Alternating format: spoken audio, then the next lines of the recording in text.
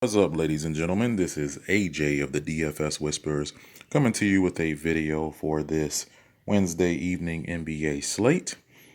Uh, Sorry about the absence. Real life got in the way, and things have been kind of crazy lately. But I just want to go ahead and get something out for you guys, keep the content flowing, and keep the advice going. So hope everybody had a great Tuesday. I had a couple of GPP lines that did pretty well. But I know Jamal Murray killed a lot of people's lines yesterday. I understand he was pretty popular, but he left the game early with an injury. But I didn't have too much exposure to Jamal Murray. He killed one of my lineups, I believe, but that was it. But other than that, my two GPPs, they did pretty well. But moving on to what is it? Today is Wealthy Wednesday. This tool that I'm using is Draft Dashboard, and it is a super helpful tool. It's my favorite tool of choice. You have features like the position optimizer. You get to see the top sleepers and studs of the day. You also get the scary accurate lineup optimizer. You get to see player trends. Get to see which players are due for a smash and which players are due for a dud. You also have an NBA cheat sheet. For those of you that don't want to do research or don't have time to do research, the NBA cheat sheet is here to save your life. And you also have a late swaptimizer for those of you that like to max multi-enter. You get that one player that's ruled out right before a lock. The swaptimizer allows you to pivot off that player on all of your lineups, to whatever, player you like, basically with the push of a few buttons. So you get all access to all these features for $1 for your first 30 days. The link is in the bio. Sign up for Draft Dashboard. Look at it as an investment, not an expense. It's only $1. Put down that bag of chips and invest. All right, so we're gonna go ahead. Let's get into this slate real quick. It's 11 game slate. Up top, we're gonna start off with Colin Sexton at 5K on DK in the matchup versus Houston. 82 dash ranking going into this matchup, projected to get about 26 points, 61% chance to hit 5 times value. Last couple times he played Houston, he had put up a 28 and a 36 respectively. So I'm liking his matchup against Houston. They are 23rd. They do have the 23rd defense overall. So loving him in this matchup. I believe it's going to be a pretty paced up matchup as well. And he is priced down to 5K. Loving Colin Sexton in this spot. Next up, Ja Morant. Back from injury. I think this is his second game back. 91 dash ranking going into this matchup versus Phoenix. 56% chance to hit 5 times value. Projected to get about 35 in this matchup. He put up a 39 last time he played Phoenix. And looking at Morant's numbers, our biggest concern with him to start the year was the amount of minutes he was getting, because he was only playing, I think, like 23 to 25 minutes at the most. But, as of recently, he's been seeing 30 plus minutes. And when he sees 30 plus minutes, he's been basically putting up 40 burgers left and right. And so, how I feel about players that are sub 8K that are projected to get, around 40. I'm usually one to, go ahead and hop on them. And, I could easily take the over on Ja Morant in this matchup. I could see him putting up, anywhere from 40 to 45 in this matchup versus Phoenix. So liking Ja in this spot. Next up, Andrew Wiggins 2.0. The man has been balling this year. I got to give him his credit. I wasn't the biggest Andrew Wiggins fan of past, but, the man has really put it together this year. Does have a 94 dash ranking going into this matchup. Projected to get about 39. 74% chance to hit 5 times value. And then last 3 times he's played Utah, he's put up a 34, 20, a 50, and a 43. So one time out of 4 games, he had a pretty subpar game. So I like my chances with getting a pretty nice game with Andrew Wiggins. So liking him. And then overall, he put up a 38, a 25, a 40, and a 41. So like I said, Andrew Wiggins has been balling. He's been putting up 40 burgers left and right. And at the price of 7K, you project to get 40, you're getting rostered. And then up next, Lonzo Ball. I like his price tag at 5-1. I know a lot of people, I believe, were on him last slate because of his price and his matchup, which he didn't really come through. He only put up 20. But I do like him in this spot versus Milwaukee. He actually had a ceiling game last time they played. He put up 70 DFS points. Not saying he's going to do that again, but I do view this as a potential get up spot for Alonzo because Milwaukee, they are, the type of team that will allow players to shoot the ball. And Lonzo has been shooting the ball a lot better this year. He changed his form. His jump shot is more fluid now.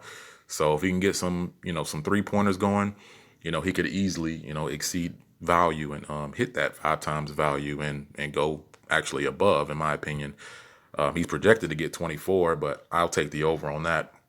I think that, if he can get it going in this matchup, we could easily see 30 to 35 point Lonzo, 50% chance to hit 5 times value. So this is a, pretty, potentially a good get up spot for Lonzo.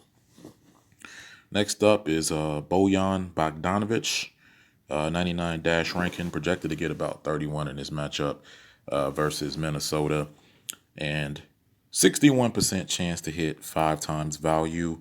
Has a pretty decent history versus Minnesota. The last 5, he's put up a 43, a 29, a 53, a 26, and a 21. So you can go there, and he's the type of player. I mean, I view him as more of a solid cash game play because he always stays in that mid-tier price range, and he usually, on a good night will get you around 27 to 35 points. But if he gets hot, you could easily see a 40-point Bogdanovic against a team that is 25th defense overall and 23rd against forwards. So I'm liking Bojan Bogdanovic. And also as a direct pivot, you could look at Joe Ingles. He's been balling lately. Obviously, most know Mike Conley, so he's been seeing 30-plus minutes. Last 4 games, 3 out of the 4, he's put up at least 30 to 35 DFS points, I believe. One of those which he struggled because that was against the Lakers because he was in foul trouble. But, if he stays in the game, doesn't foul, gets his shot going, they usually have him playing the role of playmaker, has the ball in his hands a lot more when there's no Mike Conley. So I'm liking Joe Ingles as well. You could actually use him as a direct pivot off of Bojan Bogdanovic if you want to. And then last but not least, I'm liking Cedi Osman in this spot against Houston, 3,300. I'm usually more of a bigger fan of Cedi when Kevin Love is not playing or Tristan is out. But in this case, it just makes sense to me because he's almost min salary. He is playing a team that is 23rd overall defensively and 25th against forwards. Does have a 65% chance to hit 5 times value, projected to get about 19, but I'll actually take the over on Cedi. This is more of a gut feeling play. I feel like he'll exceed that value today. I know, obviously we know Cedi, he has a very low floor, but like I said, I'm just really feeling this matchup.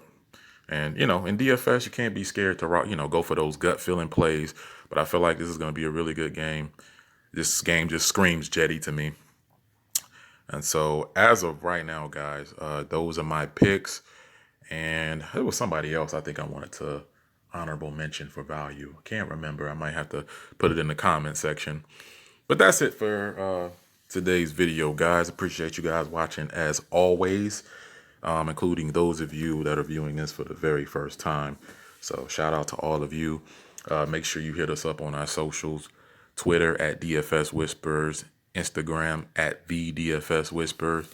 Email link is in the bio if you want to hit us up, chop it up, you have any questions, or if you want to join the squad, be a part of our premium Slack chat. So with that being said, guys, and let me see.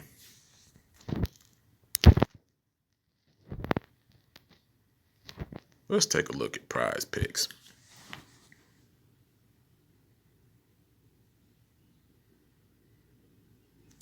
Haven't taken a look at the board yet, so we're doing this on the fly. So let's see what type of props we got. That Kawhi Leonard is interesting, but that's very, very close. I'd be willing to take the over on Kyle Lowry. Kyle Lowry has been, I mean, obviously with this year with no Kawhi, his usage rate is insanely higher. Of course, he handles the ball. He's a scoring guard, but he also rebounds. He assists, and Kyle Lowry is more likely to get you 40 than he is to get you 30. The way he's been playing this year. So I'll take the over on Kyle Lowry. And let me see who else I'm liking. That Kemba Walker prop is kind of tempting as well. Devontae Graham, that man's been putting it together. I'm inclined, honestly. It's close between Devontae Graham and Andrew Wiggins, but I think I'm gonna take the over on Wiggins. He is, like I said, he's projected to get 39 in that matchup on DK. Now, with Fanduel, scoring is different. If Wiggins were to rack up on turnovers, obviously it wouldn't help. I don't believe he's been very turnover prone this year. But if he racks up on steals and gets maybe a straight block or two, I mean, that'll inflate his score. So let's say, if he does hit his projection, he's going to go over. So I'm liking Andrew Wiggins on the over, and I'm liking Kyle Lowry on the over as well. So that's it for Prize Picks. Sign up in the bio. Make sure you use promo code Whisper when you do so, and you'll get a 25% match on your first deposit and a 2-player free prop worth $25 when you sign up. So shout out to my Prize Picks. Sign up. That's the video for today, guys. As always, we appreciate you, and we wish each and every one of you a nice hefty bag. Let's go out there and get it on this Wealthy Wednesday. And you know what else? We out here. Whisper Squad.